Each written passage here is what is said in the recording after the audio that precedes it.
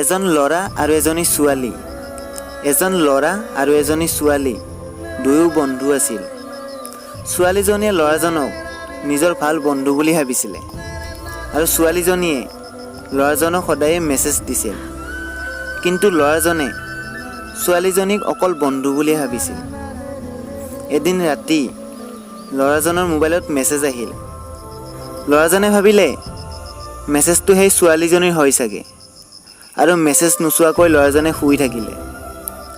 ৰাতিপুৱা শুই উঠি ল'ৰাজনে ছোৱালীজনীৰ নম্বৰত ফোন কৰিলে আৰু তাৰপিছত ফোনটো ছোৱালীজনীৰ মাকে ৰিচিভ কৰিলে আৰু মাকে ক'লে ছোৱালীজনীৰ ৰাতি এক্সিডেণ্ট হৈ গ'ল আৰু তাইৰ মৃত্যু হ'ল।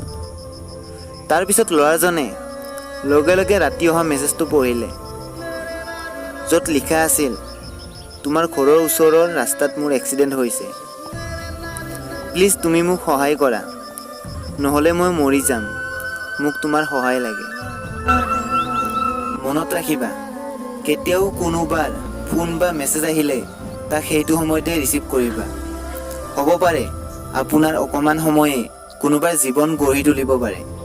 মৰয়াৰ দুপাখি মোৰ মনৰ বতৰা পঠিয়ালো তোমালে, তুমি আদৰি ল'বা পাৰো বতৰা কি যে বুকু ভৰা।